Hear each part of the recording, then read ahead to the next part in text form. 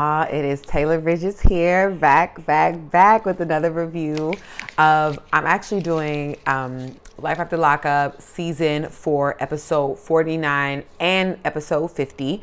I'll do 49 first, obviously, and I will put the timestamp for episode 50 in the comments. I'll pin the comment, so check below if you want to skip forward. But this is episode 49, Busted and Disgusted, y'all. I know it's been 2 weeks.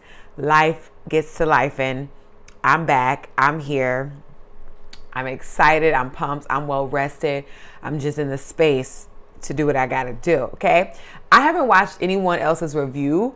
I don't watch people's reviews until I've reviewed it myself, because I don't want to be biased or swayed before I get my own opinion and thought out. And that's not to say that hearing somebody else's opinion makes me change minds.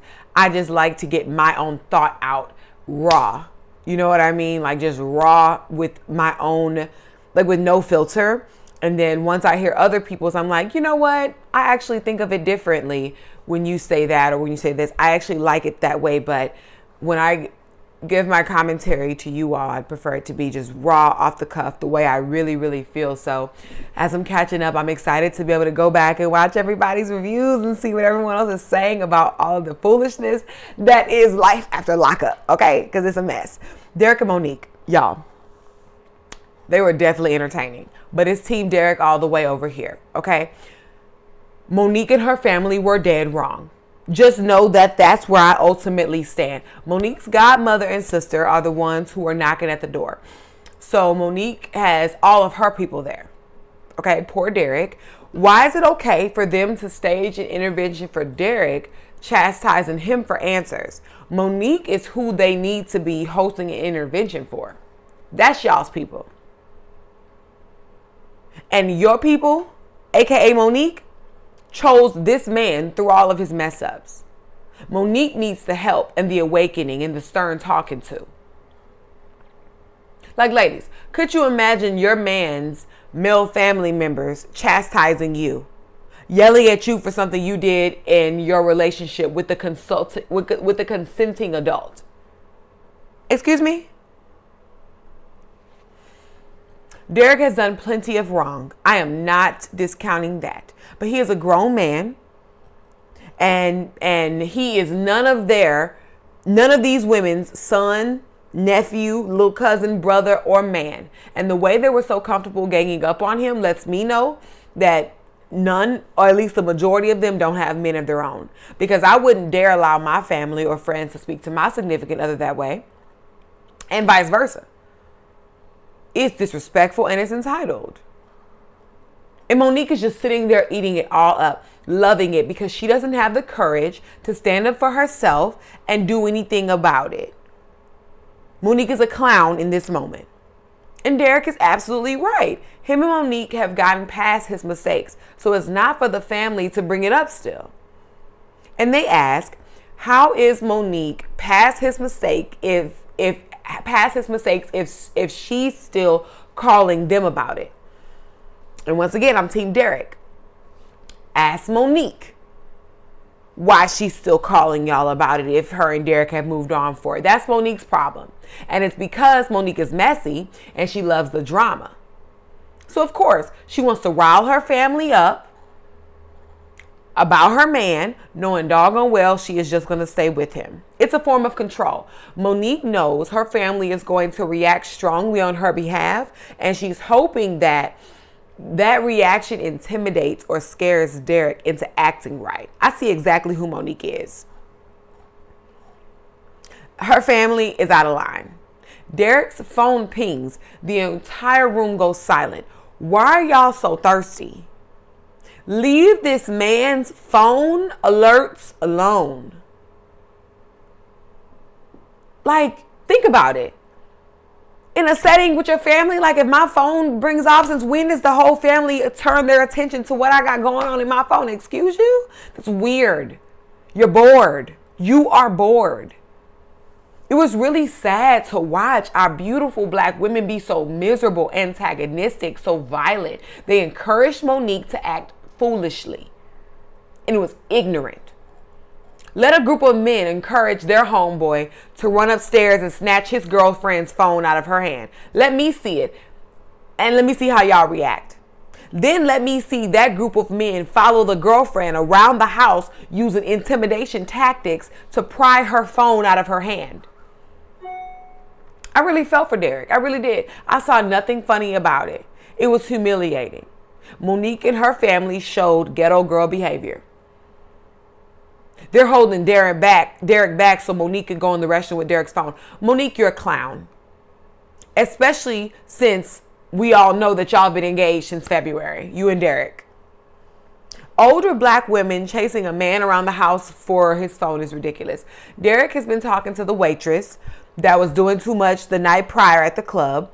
And I'm thinking what a loser Derek is. Especially looking at these basic, childish, thirsty text conversations with these weirdo women. My conversations looked like that when I was in the 7th grade. Grow up. One of the family members asked Monique to call the girl in the text messages, and that's definitely not the move. If all of this has to be done, don't you already think you have the answers you need? Don't you think? Monique calls the girl, and I wonder what Monique, what does she think chastising the girl over the phone is supposed to do? Nobody is scared of you, Monique. Especially over the phone. And in person, we're going to expect to outrun you. Just being honest. So I don't like when people come with that, because I'm one that can produce that too. So when you come in with that energy on the phone, who you checking, girl, what? You do all that over the phone, but when you in person, Monique, at best, at worst, the girl could outrun you. And otherwise, no one is scared of you. Your smoke needs to be with Derek. Derek is a pathetic child, okay? Monique put Derek out, and we already know she's not going to stand her ground, obviously, because they're engaged. Taylor and Chance. Taylor and Bobby are on the way to try to catch Chance. Taylor needs a life.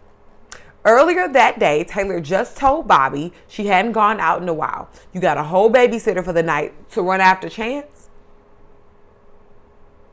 You and Bobby couldn't think of anything more enjoyable to do with the evening? That's sad. Chance is with his homegirl, Tanya. He's wrong for lying about where he is, point blank. That's what we're not about to do. I don't even see anything wrong with Chance hanging out with his female friend at all. I have male friends I go grab a drink with, catch up, all those things. My man knows him and where I'm going and any other details he may want to know. And vice versa. Chance is behaving untrustworthy. Now, Taylor's suspicions are on point, but she's going about it like a crackhead. Taylor needs some dignity and some confidence, and she needs the will to move forward if her household isn't stable and her standards aren't met. Not showing up to a bar, embarrassing yourself in front of the lady friend, the bar, and all of us at home watching on national TV, only to end up going and lay down next to Chance and his fool behind at the end of the night. To me, you're just hustling backwards, Taylor. I care nothing for Taylor's tears. She needs to grow up. Tanya was right in asking Chance, why didn't he think of himself first when he got out of prison? That's what a friend should ask, right? Chance wasn't ready to be a man of a household of not one, not two, but 3 little girls and a grown woman. It was too much for even the most successful guy to take on, let alone a convicted felon and all that comes with.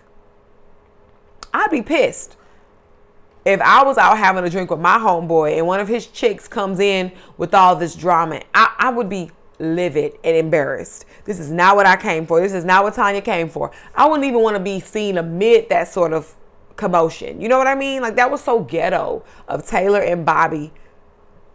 And Chance added to the ghetto environment shortly thereafter.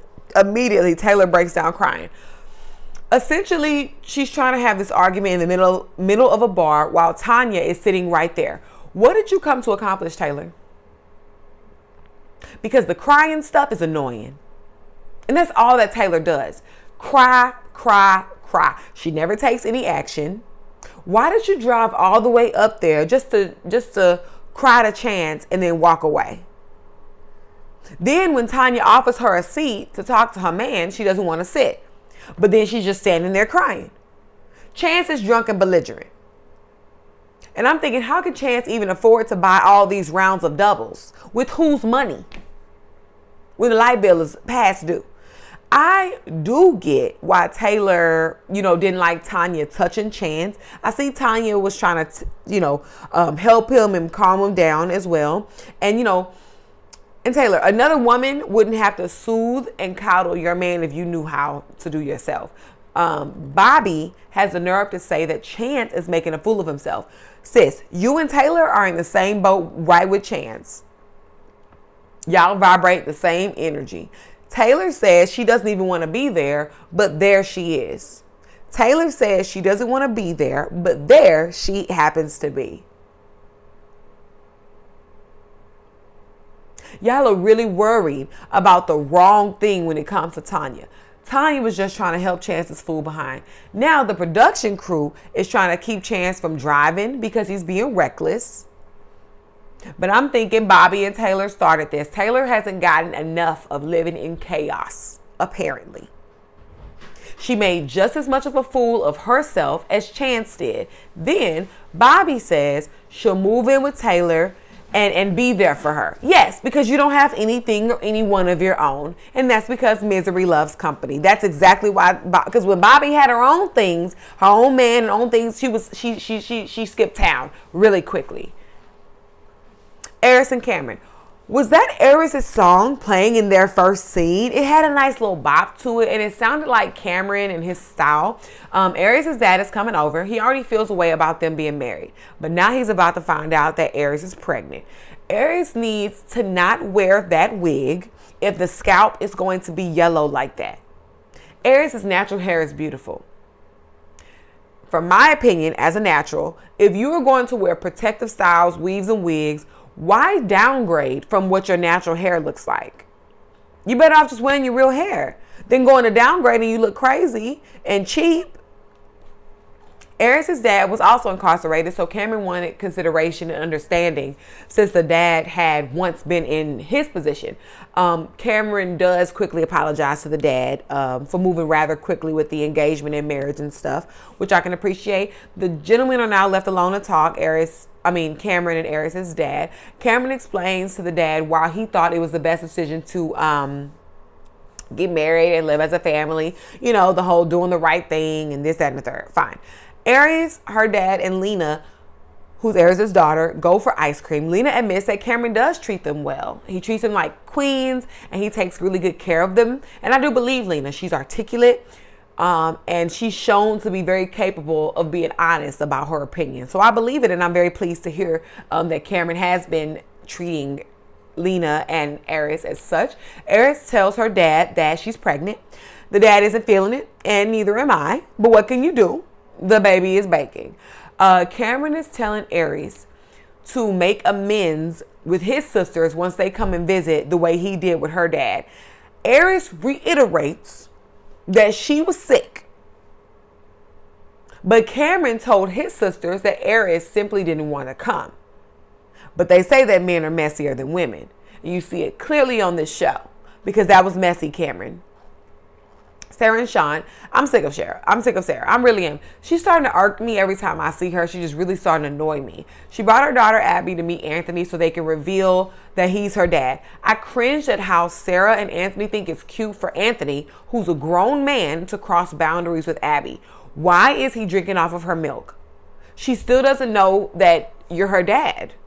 You're a stranger. So is it appropriate for a grown man who is a stranger to go up to a little girl and drink off of her milk? It's not funny. Y'all are adults. Wisen up. It's just weird.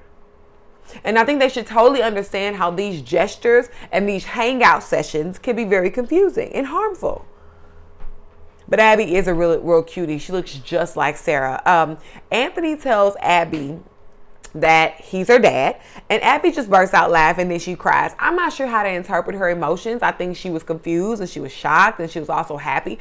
She's 6 or 7 years old, so that can be difficult information to navigate. I'm 28, and I can imagine that being difficult for me as well. So I'm not sure. Sarah says she's been cutting Anthony. Sarah says she's going to cut Anthony off if he messes up. And I actually don't think that that's fair. I think it depends on the circumstances, because Sarah has messed up as a mom and she's still been able to redeem herself in her daughter's life.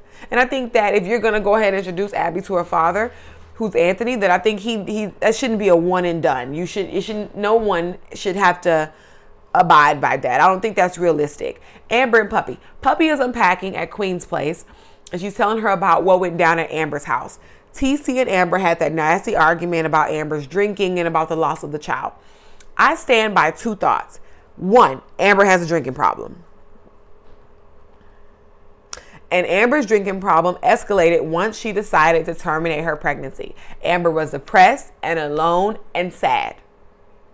Also, Amber has not actually taken any steps to help herself. She keeps sitting in her disability and expecting people to coddle her and understand her. She does need to be coddled and understood, and she also needs to prioritize helping her own drinking problem.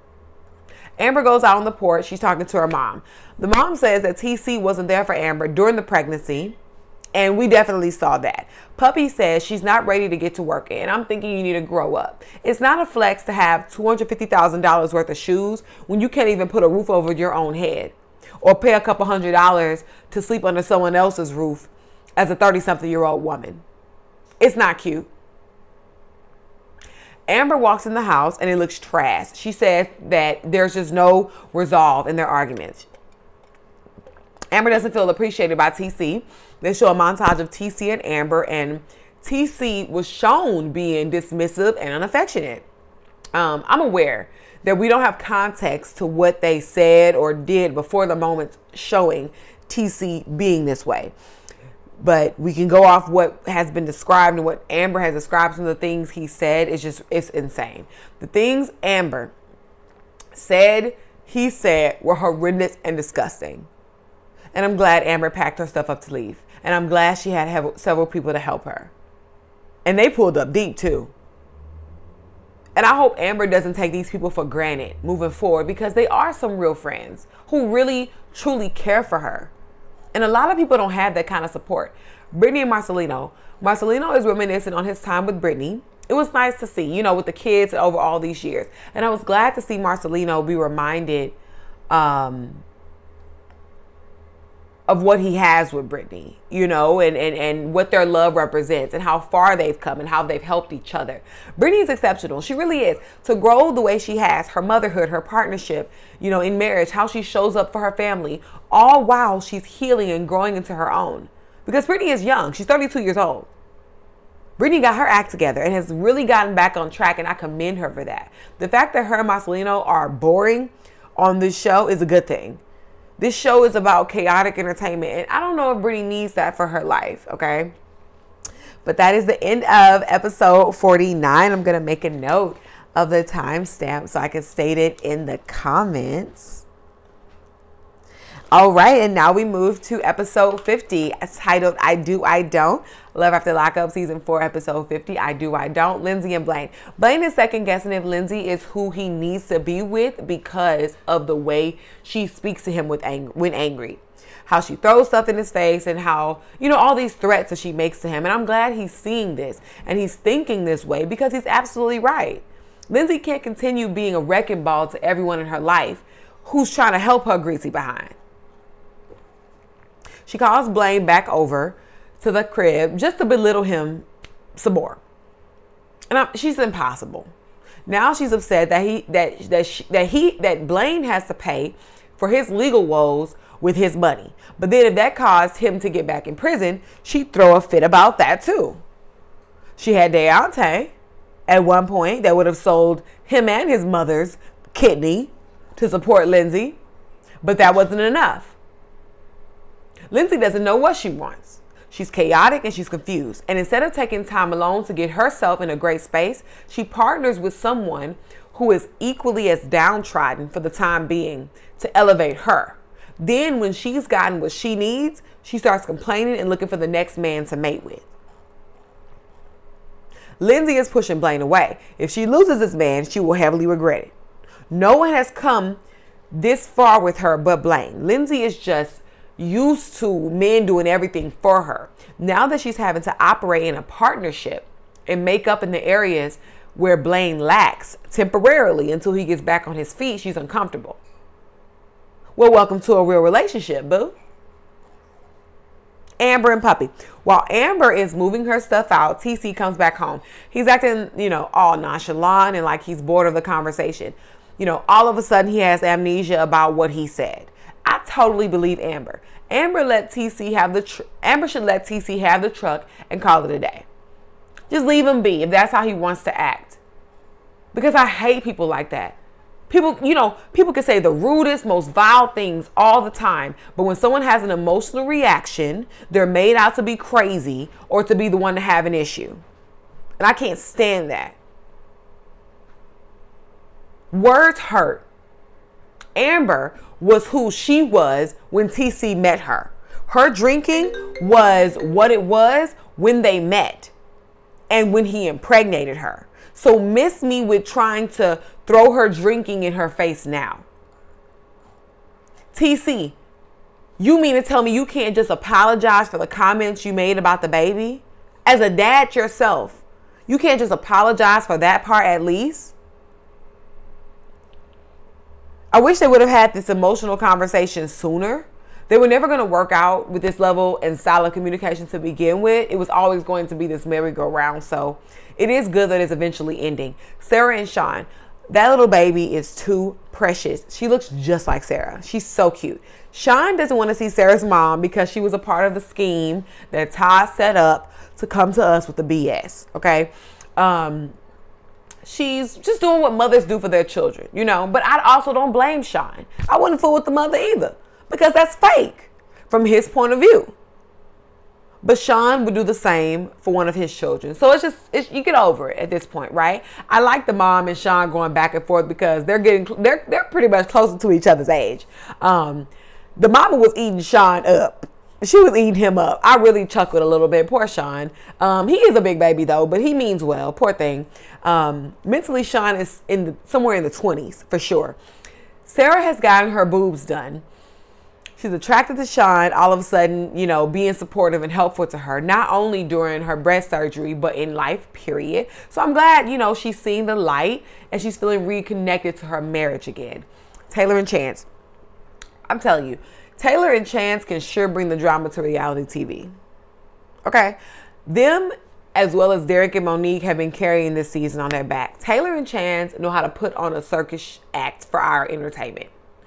Taylor is still making a fool of herself, hyperventilating in the parking lot over Chance's behind. She should have never even pulled up on him just to behave that way. Taylor needs some confidence. Ain't no way she should have been showing her slip in a public setting with another woman over Chance. Chance, y'all. Chance doesn't even have a job. A 40-year-old child, a broke 40-year-old criminal child. That's why I don't empathize or sympathize with Taylor. If she won't wake up and take those little girls out of that chaotic environment, then she'll keep living in hell. Taylor is choosing the life she wants. No one is to blame but herself. I want her to wake up though, because Taylor could truly do bad on her own. But I'm not going to want more for her than she does. Chance is an alcoholic. If Taylor doesn't see how that poses danger to her little girls with him being the head of the household, I don't know what will. Taylor's insecurity would also drive anyone crazy. She annoys the crap out of me with her whining. Oh my God. Aries and Cameron, Aries' sisters have arrived in town. They immediately clock how Aries was starting stuff by omitting the fact that Aries was sick, not the fact that she didn't want to come to the party as he let them believe. I'm also glad that they don't indulge his reckless behavior and unhealthy drinking habits. I actually love that. They're on his behind the way family should be. Not enabling the foolishness just because that's their brother. But Cameron is spicy, ain't he?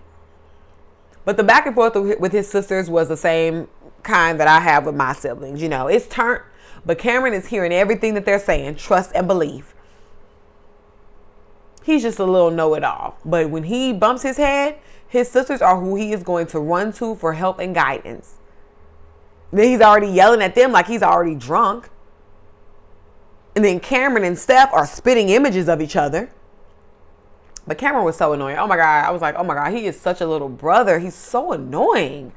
The older sister, Kia, looks fed up and tired. Cameron admits he's embarrassed by his actions while drunk, especially being that their dad had a drinking problem.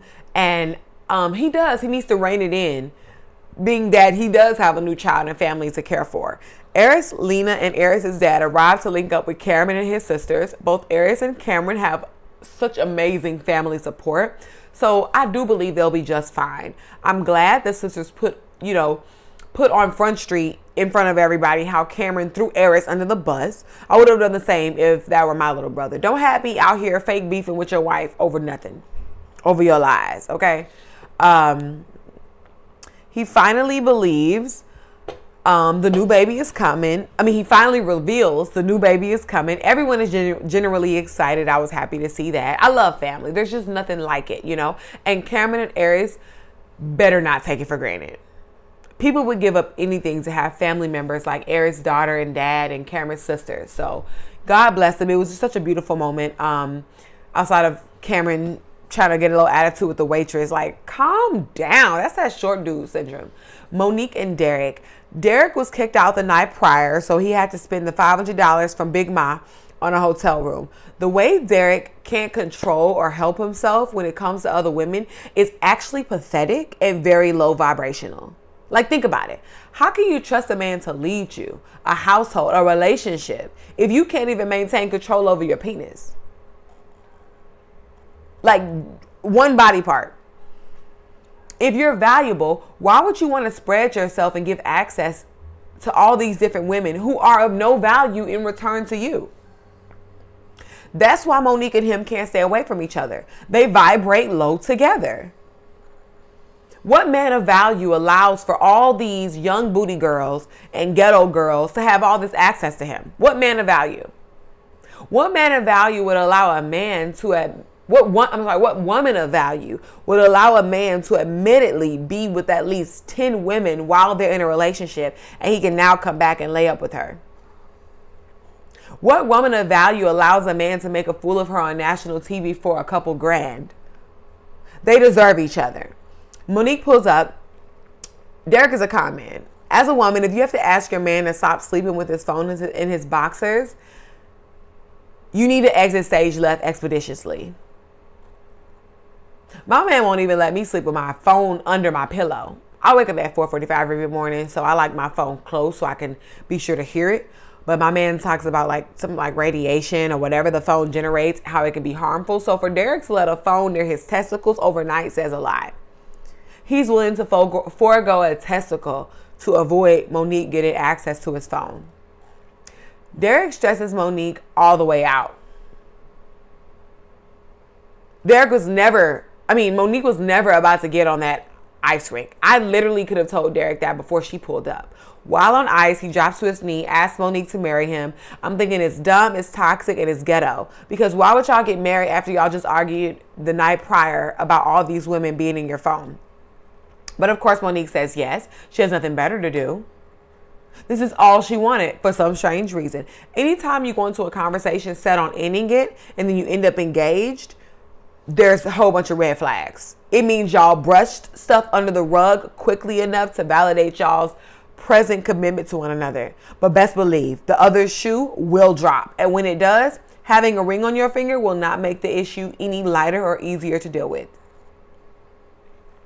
Justine and Michael. I'm not mad that we haven't been seeing a lot of them. They don't really have a storyline, and that's just not a terrible thing, right? There's just nothing really going on other than the fact that they have hella kids between the two of them spread out across the U.S. while they've conceived a new addition to add to the bunch. Otherwise, Michael's rap storyline is not giving. Michael is extremely mediocre with the music. I wouldn't be surprised if his image and aesthetic is what afforded him the opportunities he's even gotten thus far, because there's no way Mocha is some, Grammy award-winning, big-time producer chasing Michael's behind. You're not convincing me of it, so don't even try. Michael is a sweetheart, though. He just needs to get a job. Just get a job. Michael would do so great in a trade, construction, welding. He could make an amazing living and support his family. Just get a job. Like, all that money they're supposed to have, and they're not even staying on the strip. They're staying in a motel. Who was in the crowd? What kind of spot was that? There were literally 15 people tops in the building, which is great, right? No fault of Michael's.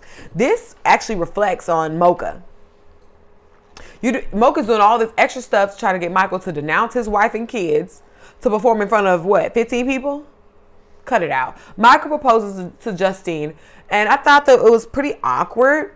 But, you know, since Justine and Michael live in their own world, you know, it probably was perfect for Justine. So good for them. Brittany and Marcelino. Brittany's mom shows up for the vow renewal. I actually admire Brittany's unconditional love for her mom. I could certainly learn to exhibit that towards my own parents. Marcelino is setting up for the wedding on the beach. Very romantic. Marcelino is very handsome. He has a great physique, in my opinion, because I'm not an abs girl. I like a little tummy on a dude. He has beautiful kids. He has a wife who's beautiful. She's loving. She's intelligent. She's a hustler. She's stable. She's responsible. He better get it together, because if he loses Brittany, he will never find a love like the one he's found in her. Their ceremony on the beach was lovely. They have something real, I was thinking, you know, beyond the cameras. They have a real life, a real family, and I really wanted them to win and make it. I believed that they were great for each other. I really did. You know, they're the epitome of forget the wedding, let's have a marriage, you know. Marriage is not always a walk on the beach. But I thought that Brittany and Marcelino had what it took. They fast forward 2 months in the future. After the vow renewal, Brittany found Marcelino talking to other women behind his back. And Marcelino still has the same nonchalant nature about it all. He's an idiot. He'll never in his entire life meet a woman like Brittany. She's a true success story. He's absolutely tripping. So it's official. I hate Marcelino. That's it. That's done. So that's the end. I don't know. They kind of ended the episode as if it was the finale. I don't know. We'll see. Today's Thursday, so we'll see tomorrow night if there's another episode. But they kind of gave it like it was the ending, or maybe it's getting ready to round out. Either way, the season does seem to be rounding out and finishing. But I thank you for tuning in. Please like, comment, and subscribe to your girl's channel. I'm caught up. I'm staying caught up. I'm here. Thank you so much.